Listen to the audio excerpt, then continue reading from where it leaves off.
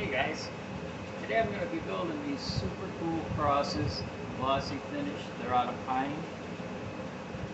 You've got a little stake, you can hang it on a wall with a little nail hole, or you pull this little peg out here, drop the stake down, put the peg in here,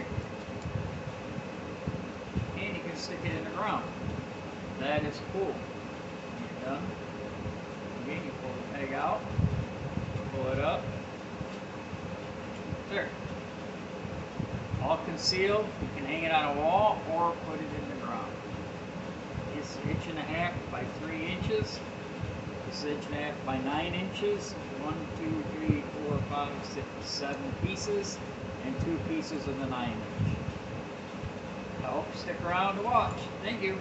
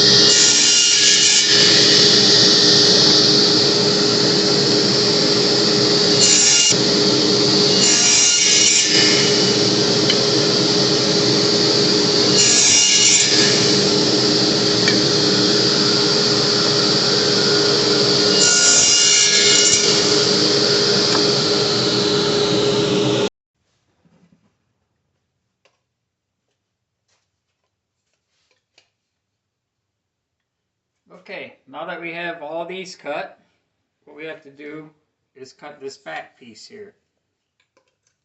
The back piece is 13 inches. Doesn't matter if you're off a 1/2 inch or whatever. 13 will work just fine. So that's the next step here.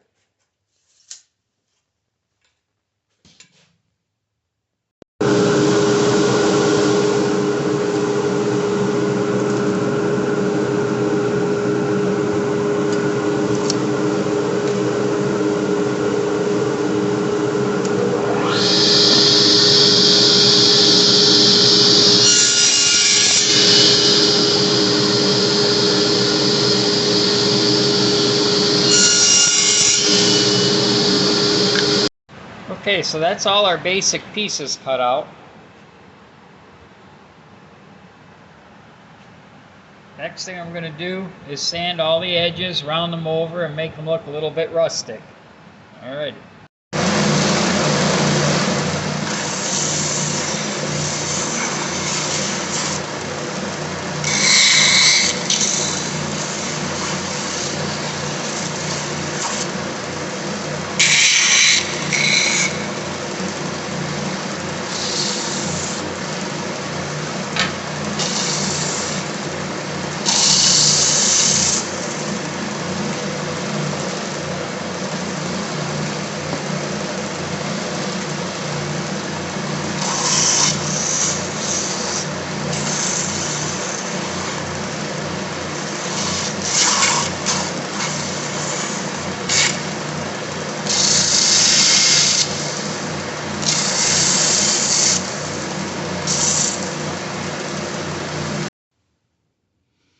Okay, so here's what we got. We got all our little pieces all sanded down. All the edges are roughed in. I keep them a little bit rough because I like that look on them. I had some old pieces already done, so I just did the edges on it. These are from flags that I did. Now the next step I'm going to do is I'm going to take a torch and I'm going to burn all of it. Like they'll look like this.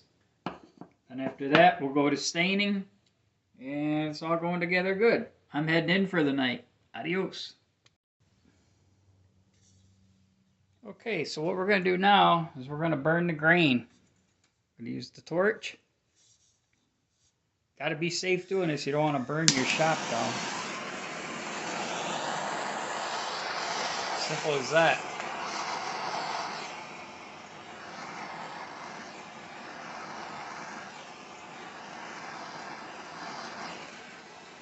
And there you go. Do all 4 sides. That way if there's any gaps or anything in between it, I'm even going to stain all 4 sides. That way you won't see plain wood, you'll see the color that you're doing.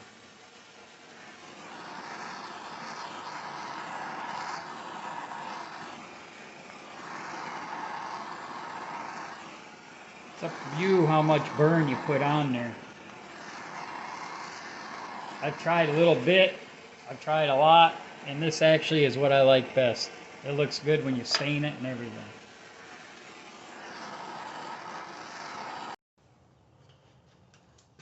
Okay guys, here's what I got going on now. All the burning is done. I'm going to go and I'm going to do blue here and red here. I'm making 4 crosses, so I'm going to do 4 of them that are going to be red. 4 of them are going to be white. I take the 3-inch piece, just lay it on there like that. Draw your line just like that. And then to make yourself a nice clean stain, I use a razor blade. Put the razor blade right on the line, like that, and give it a couple taps with the hammer. Whoop, not like that though. Hold on. There we go. Just like that. I've done that to all of my pieces here, as you can see. This is True Blue. It's by Minwax. And I also put rubber gloves on. These are cheap gloves I actually get from Harbor Freight. They work great. Just like that. Also, foam brushes. I found that Gen brushes are the best. You can order them online. Some hardware stores carry them. And you just go just like that, right up to that razor blade. Do the whole piece. Be real neat right here, because there's no razor blade there, so just be kind of neat with it. Just like that. Same on this side. Just like that. Get the ends. And then I usually wipe it off pretty quick. I don't like to leave the blue sit too long, or the red actually. Just like that there. Take your rag. Just wipe it off. Now you can see your green, and that looks great. Once you start putting your high gloss or semi-gloss on there, it looks good. It just makes some colors pop out. I really like doing that.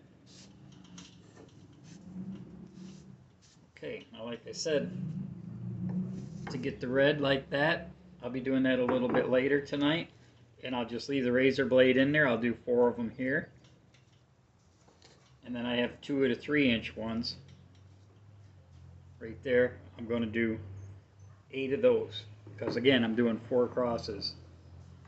Okay, thanks for watching. See ya. Okay guys, so I went ahead and stained all the red ones, got them all done. They look pretty cool. Now I'm gluing them all together. I got a few pieces left. When I'm gluing them together, I lay them out flat on the bench. I just put a little bit of glue on there. That's all you need. You don't need no more than that, because it's just going to squeeze out all over, and then you're going to have a mess. Just lay it like that. Here we go. That's enough right there. That's good. Otherwise, you're going to just have a mess. You don't want them squeezing out all over your nice new stain. Another thing you want to do is have your bar clamp ready, pretty much set. Like I do here. Just set it down. Give it a clamp. You don't have to put a lot of pressure on it, just enough to push them all together. And make sure none of the glue squeezes out. Like there's a little bit right there. So I always have this thing here full of water. Water. Always have a paper towel ready. Squirt it down. get it in the crack and get that glue out of there. You don't want that glue setting up. There you go. And while these are drying, just move them around on the bench a little bit like that so they don't stick. About every 3 minutes, 4 minutes, just move them around like that, and then you can leave them go for the night. They're not going to stick to the bench as long as you keep moving it. All right? Okay, we'll see you later. Okay, guys, what I've done here, I don't know if you can see this or not, but I traced my stars out with a pencil. Hard to see. I use a stencil right here. The problem with this stencil is some of the stars come off the edge here. So what I do is I cheat. I get these 3 wrote on, I do these 2, and then I smooth it over just a little bit, and then I can draw these 3 stars on, and I'll end up having 7 or 8 stars. 1, 2, 3, 4, 5, 6, 7, 8 stars on it. Then I carve them out. I do the edges. I have a 106 Dremel. That's the one I do the edges with.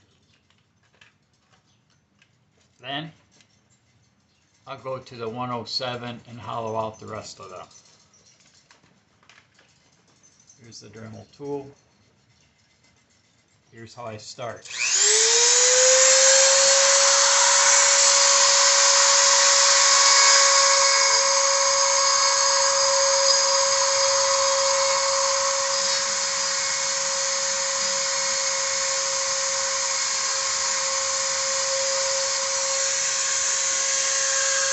That's how I start them. I'll do all of them, and then I'll hollow it out with the 107.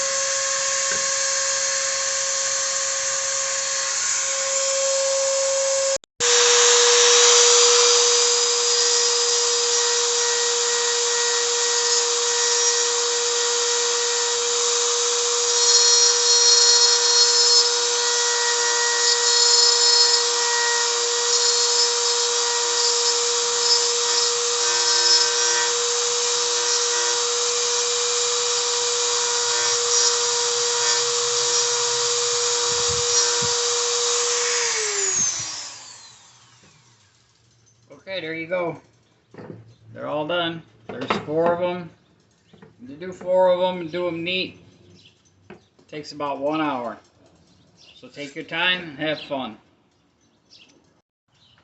Hey guys, what we're working on today is this back piece. What we're going to be doing is cutting this in here. I do that on a table saw, and that is to hold the post.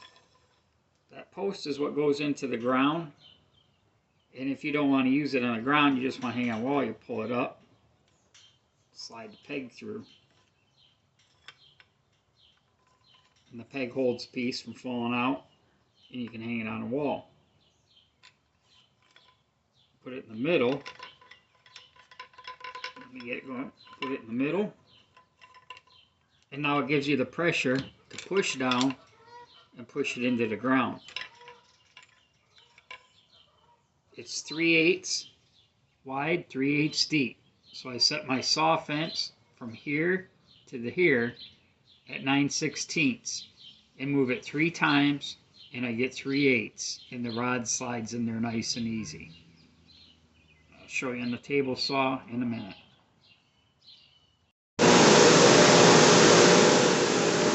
Okay, I've got it set at 9/16. I'm going to take this cut, and then I'm going to move it over 1/8 of an inch at a time until my dowel rod slides through.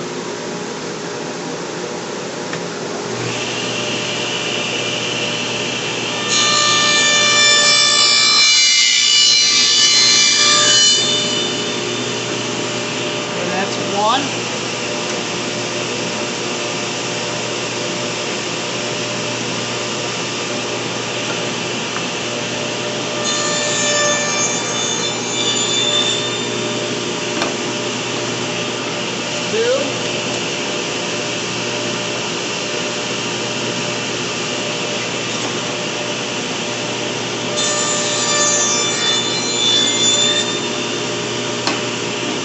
I might have to take a little dusting to make sure the dowel rod fits.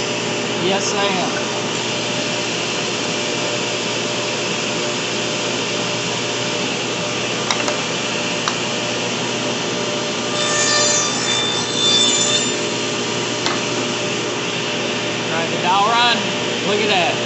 Beautiful. That's what you want. Okay, I've already cut the middle one. That's 3/8. As you can see, the rod goes in there. Now, it doesn't matter if you use a dowel rod or a 3/8 square or something a little smaller. You want it to be able to slide in and out like that. What I did here, I marked up 3/8 of an inch from there to there. Put it over on my saw with the 4 other pieces that I have.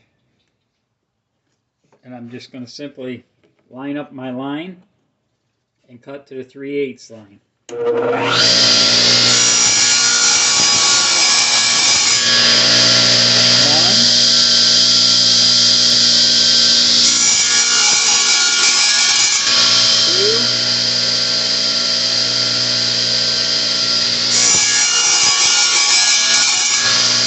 I'm going to go just a little bit more.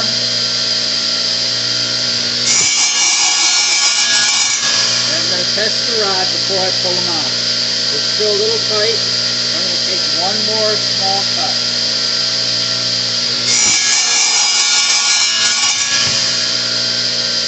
There you go. Like I said, it's nothing too precision there. As long as your piece slides in like that, you'll be okay. All right, thanks. Okay, now we're getting ready to put these pieces on the back of the crosses. Remember when I told you not to use a whole lot of glue on these?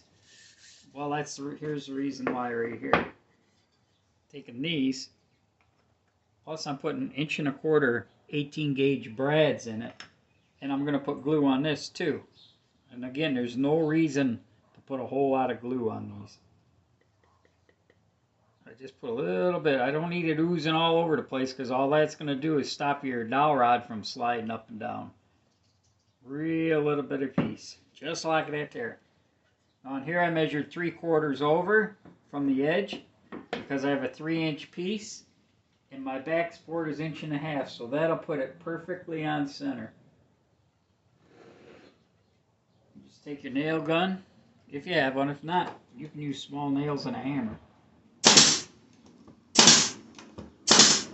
Go on each side of that groove.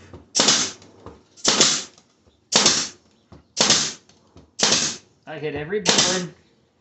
No reason not to.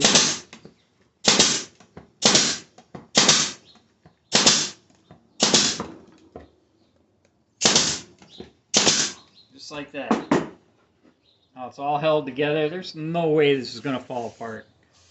Now what I'm going to do is I'm going to take the torch and I'm going to burn the back of this real nice.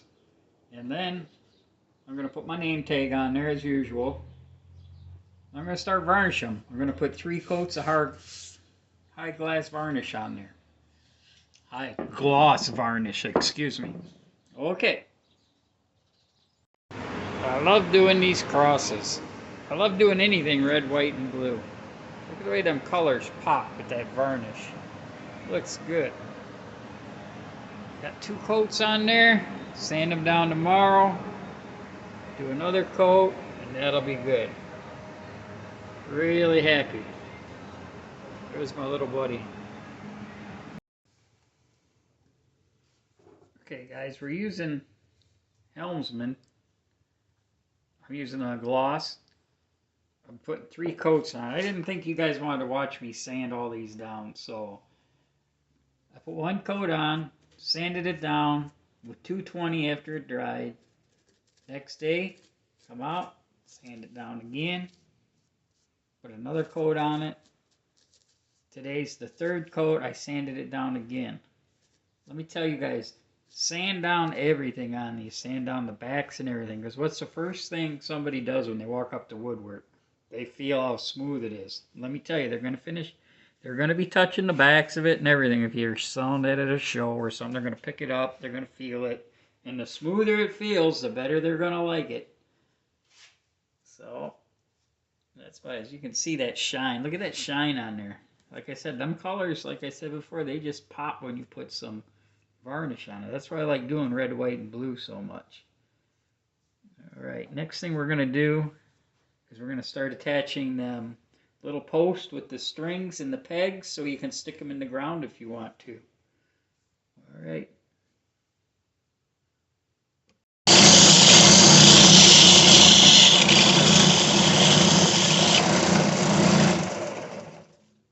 All right, we have our 11-inch dowel rods cut. Put a chamfer on one side and a point on the other, and the point is for going into the ground. And I also have 2-inch dowel rods, and that's the cross pieces that are going to hold it for pushing pressure into the ground. And this is how that's going to work. We cut our channel in there. Put the dowel rod in like that. Slides all the way in. Now this 2-inch piece is going to be what slides in there. And now it gives you the pressure to slide it into the ground. You see it doesn't move. Now I'm going to put the string on it, keeps everything together. And I'll show you that in a few minutes. Now here what I'm doing is put an 1/8 inch drill right into the end.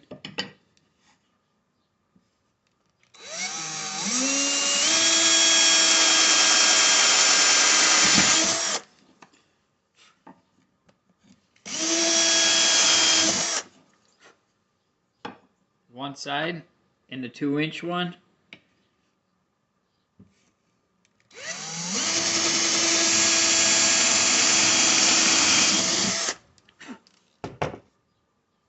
Just like that.